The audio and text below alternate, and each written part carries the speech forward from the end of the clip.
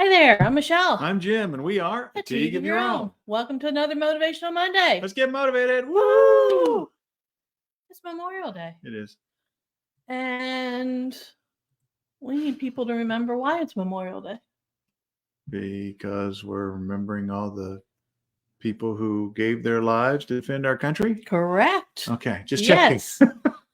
Yes.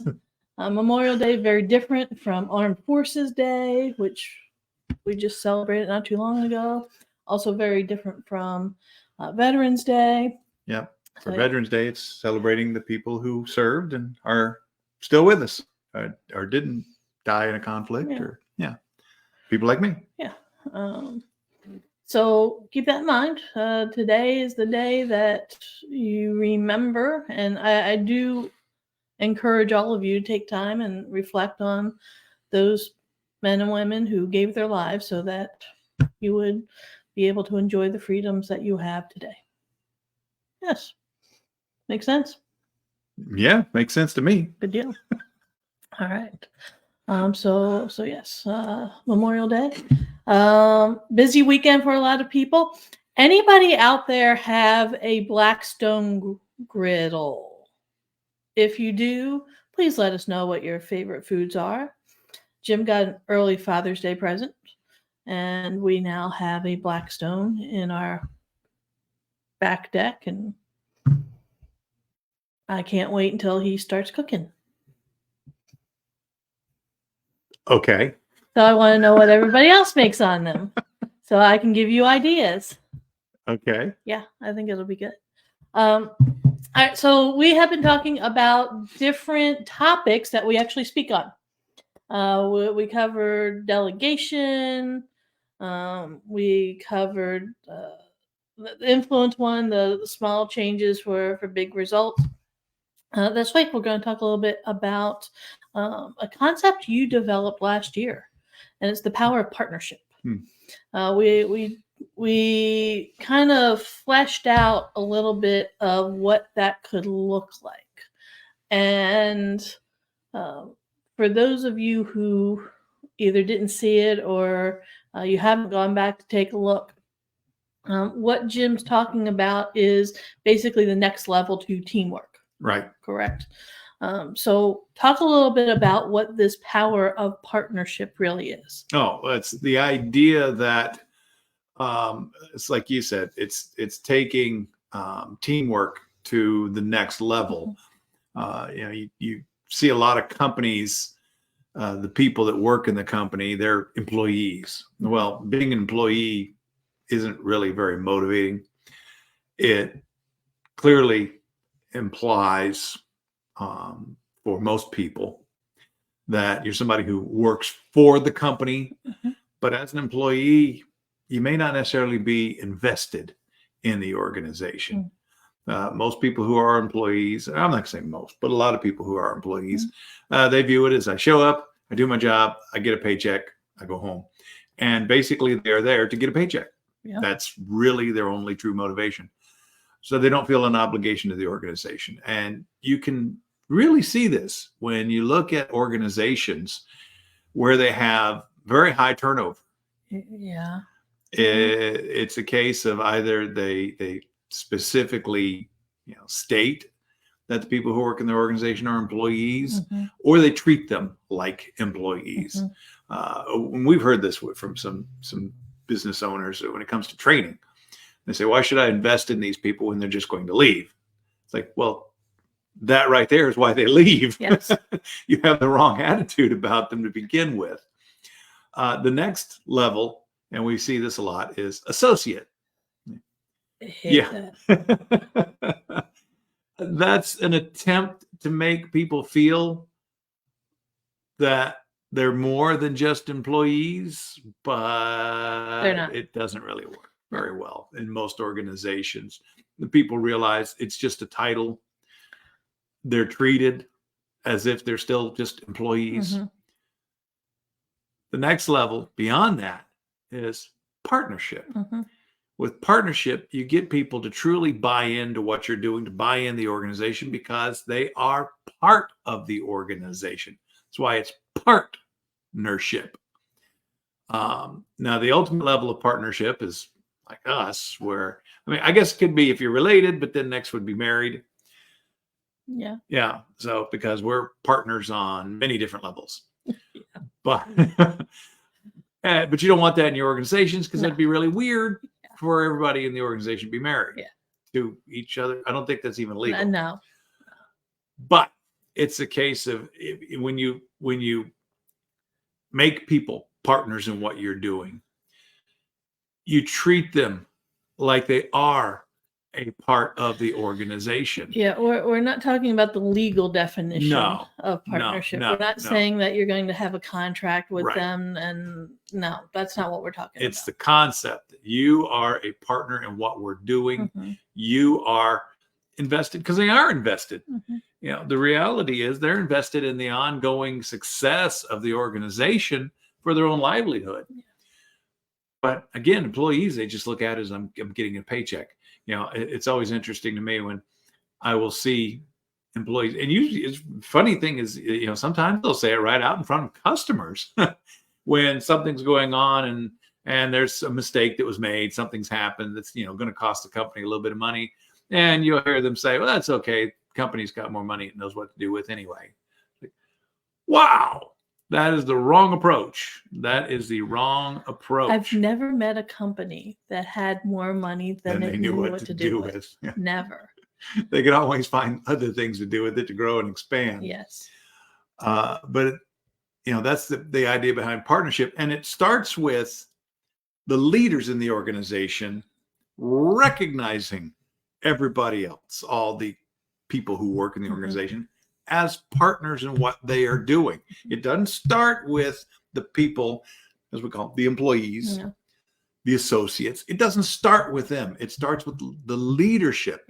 So that's what's interesting about this idea is in most organizations, the leadership is waiting for the people who work in the organization, they're not part of leadership, to come around to the idea, oh, yes, we belong to this. It's not going to happen. No. In most organizations, it's just not going to happen. It's leadership who has to make that determination of how much they're going to value these people and how they're going to treat them, again, as partners in the organization. That means you got to pay attention to their ideas. Mm-hmm. You have to bring them into the decision-making processes as much as possible.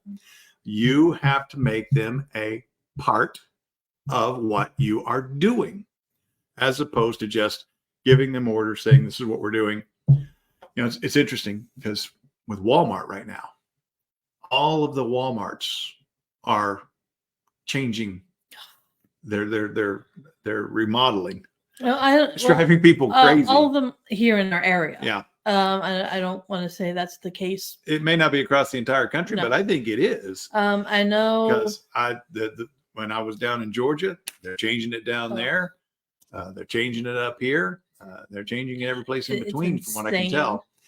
And when you hear the associates speaking about what's going on, you can tell they had zero input into this. None. At least it appears they did. Because you know, you can hear them talking to customers and telling customers, "We're just as confused as you are." Yes. Well, that's not good. No, my least favorite move that they've done so far. I understand moving, like on the grocery side of it all. If you go to a super Walmart, you know exactly what I'm talking about because none of the food's where it's supposed to be. Right. Okay, I understand that because they're adding more shelves and aisleways, and so there's going to be shifts and stuff like that there. Fine. The biggest change that they've had is how checkout is at this point. Because what they've decided to do, instead of just making them all open and you can just walk up to any and every cash register that's open and just check out, they've set up two lines, one on the right side, one on the left side. Right. And they're But each set one up. is a single flow queue. And the problem is they not only flow to the registers where you have people there to to check people And they out. still do have employees Right. or They still got associates employees, there associates to at the check you out, registers, yes. which is good. But they're also have the single flow, and it's a part of that to the self checkout. Yeah. So now you got people standing in line that they can see their self checkout That are open. but there's people in front of them in the line that I guess are going to go. They don't know. They don't know if they're going to go to self checkout or if they're going to go to the register to have an associate check them out. And yes, we're watching it, and it is very confusing. It does not get self checkout people out of there faster. No. Because I've had to wait over 10 minutes when there were self checkouts available till I got to the front of the line, and they say, "Oh yeah, go down there. It's open." Right. But Yeah. they've got associates standing there. They're forced to have associates standing there, Yes. directing traffic. And you can tell that's not what they're supposed to be doing. No. But there they are. It's taking them away from running a register. It's taking them away from doing something else, and it's because it's just confusing. Now, it may get better later when people start to figure out what's going on, but I'm not so sure. Now, I think basically what they need to do is 3 lines. They need to have on either end for the self checkout if you and want to one have for the- lines there, yep. and then one in the middle for the people that you're going up to the register and you're going to let them. I would check it out. agree, but they pretty much had the one line on each end for the self checkout to They begin did. with. They already had that. That's why it's so strange they've done what they've done. So, But yeah, and you can tell with these the people Yeah. working there, but they know they had zero input into And it, that's- and that's- they're not even sure about the details of no, it. and that's the sad part Yeah. is Walmart's not going to listen. They're certainly not going to listen to their customers. No, And they're also not going to listen to the people who are working there. right. And so they're not partnering with they're not partnering with the people that they employ. They're not partnering with the people who come and give them money. It's not good. Yeah, yeah. It seriously looks like a major case of not bothering to ask Yeah. and include input. Now they may have from other associates. We don't know, but we're looking at this and going, "This is what they came up with." Wow. Because, like I said, we know that they're moving stuff around all over the place in the stores, and customers are just massively it's awful. confused. It is taking people so long to get in and Yeah. shop and get out because they're having to go hunt for. They knew where stuff was before. They're having to go hunt because they're not really there anymore. moving it around. And the other thing is, I understand because Giant Eagle will do this. Giant Eagle, Shop and Save, they will move stuff on purpose so that way you'll spend longer time in there looking for stuff and buy stuff that you didn't know. But that that's you grocery stores in general, That's yes. Walmart, on the other hand, that's not the case. right? The whole reason why they're doing this is because they're reorganizing everything and supposed to be making this a better shopping experience for everyone. People are getting upset and frustrated Yes, and they leaving. are. Yes, they are. And they're not spending their money there. Yeah. And so this whole concept of the power of partnership is to bring people together and talk about what can we do to make improvements? Mhm. How can we be more efficient? How can we be more effective? What can we do that will be beneficial, not only for the organization itself, but for the people who are a part of this organization, including our customers. Right. And the broader definition of partnership doesn't just include the people who work for the organization. It includes your customers. Yeah. It includes your suppliers. Yeah. It includes any constituency, anybody that has contact with your organization, that you want to partner with them as much as possible. Yeah. So the vendors that you have, like for example, for grocery stores, they will have vendors who will come in and who will stock a specific area. Mhm. When Shop and Save here in Mount Pleasant redid their store to bring in wine and beer sales, they ended up getting a chunk of their store that used to have all the bread and potato chips and where the Gibbles were all moved. And usually it's the baking companies and the chip makers and Mhm. stuff like that. They will stock their own sections. And when they did that, they had to move them. And I don't think they necessarily asked them if they were happy about this. But yeah. Sometimes they don't, Yeah. but the power in partnership, it derives from the fact that you now have everybody invested in what you're doing and the success of the organization. And that's really what you want. Yeah. You know, to me, I think it's tragic when you see these companies, see these organizations where they have employees and the employees just really don't care. It's especially critical in this environment where, at least up to now, it's starting to change. I've been predicting this was going to change. I feel like it's one of those things where I predicted it way too early, apparently, that eventually we're going to see a turning point where the number of jobs that were available, especially, you know, good paying jobs, was going to start to dwindle. And we're there now. So it's not quite what we had over the last few years where somebody go to work for a company, and if they decide they don't like it, they just quit, go down the road and go to work for somebody else, sometimes making more money. That's starting to dry up a little bit. So you've got less of that, but you still have a lot of it where these people will go to work for a company and they'll decide, you know, after a few months, I don't like this place. And they'll just quit and go someplace else. Whereas if the organization, leadership in the organization would have taken the time, invested in them, and again, treated them like a partner in what they were doing, they might stay. Yeah. Better for the company, better for the workers too. It is. Because when you stay with an organization for a longer period of time, you get a chance to really build up the value that's available to you. And some people don't understand that. Every time you move, it's like starting over again. Yep. Power partnership, that is one of the topics that we speak on.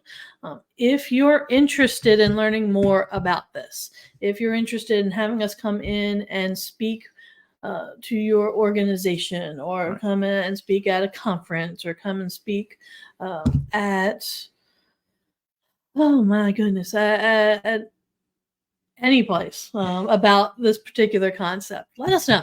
Reach out to us.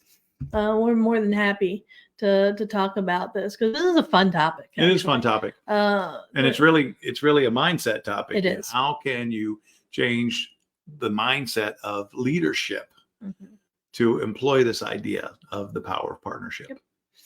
And it's also a mindset when it comes to the people that you want to partner with. Yes.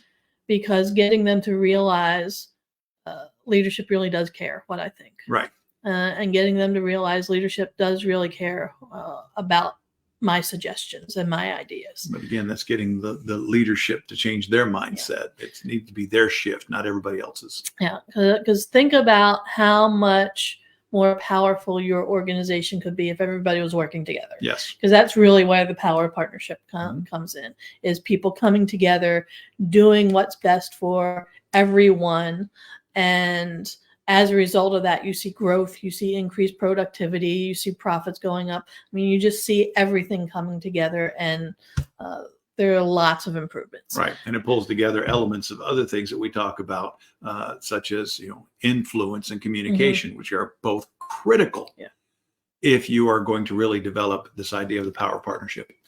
So if you're interested in having us come in and speak on this topic, or any of the topics, like I said, we talk about, we've already told you about influence, we talked about delegation, talked about the power of partnership. We're going to be talking about overcoming obstacles and your muddy adventure.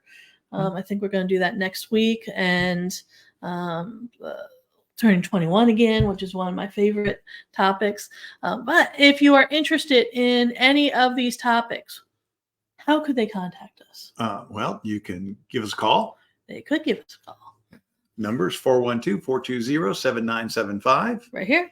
If you don't want to call us and talk to us on the phone, you can send us a text message. Well, we respond to those. Yes, we do. You can go to our website, ateligueofyourown.com. Or better yet, why don't they just email us? You can send us an email, info@ateligueofyourown.com. info@ateligueofyourown.com. You can check us out on our social media, Facebook, LinkedIn, Instagram, and we have a YouTube channel. Mhm. And if you would go there and subscribe, we would be most appreciative. We would. And then like us on all these other platforms. Yeah. We would love that too. And then here's the website, atofyourown.com. If you go there, there'll be links to all these, plus the phone numbers on there, the emails on there. So just go to that one spot and you'll be able to There it reach out is. to us. Yeah. All right. Well, enjoy the rest of your Memorial Day. Like we said, remember why this holiday is here. Take time to reflect and to be thankful for the people who have indeed given you the opportunity to be able to celebrate today and to have the freedoms that you do have. We will see you next week. All right. Like I said, I think we're going to talk about your muddy adventures Okay. and overcoming actual obstacles. Okay. Make sense? I guess. I think so. All right. All right, everybody. We will talk to you next week. Bye. Bye.